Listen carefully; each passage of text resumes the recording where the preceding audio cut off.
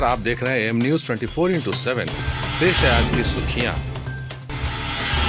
शिक्षकों की सेवा शर्त के लिए बनी कमेटी में संशोधन। गुरुवार को मुख्यमंत्री नीतीश कुमार की अध्यक्षता में हुई कैबिनेट की बैठक में नियोजित शिक्षकों के सेवा शर्त सुधार के लिए गठित समिति में संशोधन को मंजूरी दे दी गई। माना जा रहा है कि विधानसभा चुनाव से पहले राज्य के लिए 3.57 लाख नियोजित शिक्षकों के लिए सेवा शर्त लागू कर दिया जाएगा। सेवा शर्त लागू हो जाने पर प्रारंभिक शिक्षकों का अपने जिले में तबादला हो सकेगा। माध्यमिक और उच्च माध्यमिक स्कूलों के शिक्षकों का तबादला प्रमंडल स्तर पर हो सकेगा। सेवा काल में अन्य सरकारी कर्मचारियों की तरह एसीपी और प्रोन्नति का लाभ मिलेगा। अवकाश की सुविधा बढ़ेगी। साथ ही कई तरह के वैसे भत्ते जो अभी नहीं मिल रहे हैं उनका भी लाभ मिल सकेगा। मशहूर कोरियोग्राफर सरोज खान का कार्डियक अरेस्ट के चलते मुंबई में निधन। गीता मेरा नाम से बतौर कोरियोग्राफर सफर की शुरुआत कर तेजाब, ये इश्क है, जब वी मेट से लेकर संजय लीला भंसाली की देवदास तक एक से बढ़कर एक फिल्मों में सफल डांस डायरेक्शन देने वाली मशहूर कोरियोग्राफर सरोज खान का शुक्रवार देर रात 1:52 पर कार्डियक अरेस्ट के चलते मुंबई में निधन हो गया। सांस लेने में शिकायत के बाद 17 जून से मुंबई के बांद्रा में स्थित गुरु नानक हॉस्पिटल में वे भर्ती थीं। 71 वर्षीय सरोज खान का कुछ दिनों पहले ही कोरोना टेस्ट भी कराया गया था, जो नेगेटिव आया था। जानकारी के मुताबिक मुंबई के चारकोप कब्रिस्तान में उन्हें सुपुर्दे खाक किया जाएगा। बिहार देश का 13वां राज्य, जहां 10,000 मरीज, 82वीं मौत भी। गुरुवार को सरकार द्वारा जारी आंकड़ों के आधार पर राज्य के कुल संक्रमितों की संख्या 10,619 है, जिसमें एक्टिव मरीज 2,543 है और 7,994 कोरोना संक्रमित मरीजों ने संक्रमण को पराजित करने में सफलता हासिल की है। हमें और सतर्क रहने की जरूरत है। तेजस्वी का राजनीतिक वार, मांगा आरजेडी के 15 साल की सत्ता में हुई किसी भी भूल के लिए माफी।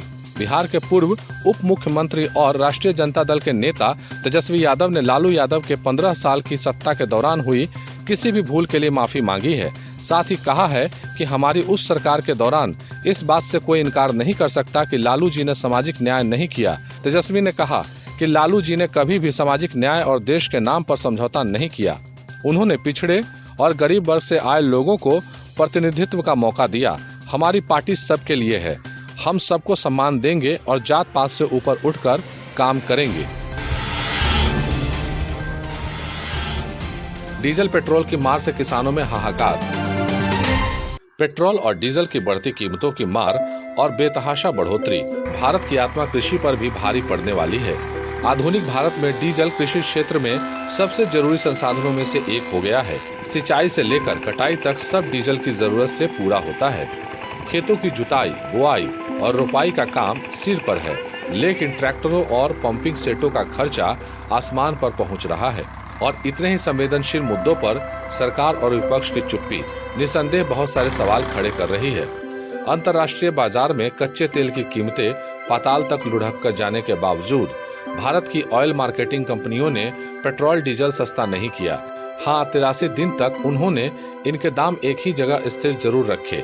इसी दौरान 14 मार्च को केंद्र सरकार ने पेट्रोल और डीजल पर एक्साइज ड्यूटी 3 रुपए प्रति लीटर बढ़ा दी और फिर 5 मई को दोबारा पेट्रोल पर 10 रुपए और डीजल पर 13 रुपए प्रति लीटर एक्साइज ड्यूटी बढ़ा दी, जिसका धीमे धीमे असर हुआ और 7 जून से अब तक डीजल की कीमतें 10.5 रुपए और पेट्रोल की कीमत 8.5 रुपए प्रति लीटर ज्यादा बढ़ चुकी है। इसके पीछे मुख्य भूमिका टैक्स में हुई भारी बढ़ोतरी की है, जिसे मौजूदा हालात में समझा भी जा सकता है।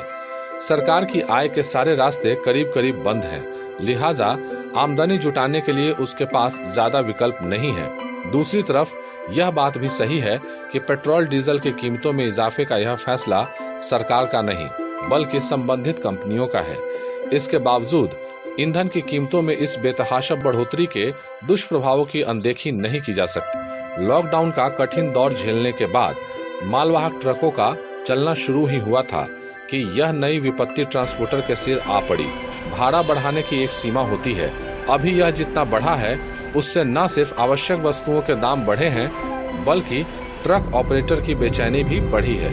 उनके संगठनों की तरफ से सरकार को गाड़ी की चाबियां सौंपने जैसे सांकेतिक कदमों की घोषणा होने लगी है। इस साल अर्थव्यवस्था की सारी उम्मीदें जिस एक सेक्टर पर टिकी है वह कृषि क्षेत्र ही है। ऐसे में महंगे डीजल ने अगर किसानों की कमर तोड़ी तो इस आपदा की चपेट में गांव ही नहीं शहर भी आएंगे। जाहिर है तेल कीमतों में बढ़ोतरी को आवश्यक बताने वाली सारी दलीलों को सुनने और स्वीकार करने के बावजूद कीमतों पर काबू पाने की कवायद में सुगबुगाहट नजर नहीं आ रही। सरकार को समय रहते कोई ऐसी राह निकालनी चाहिए जिससे पेट्रोल और डीजल की महंगाई नियंत्रण से बाहर न हो।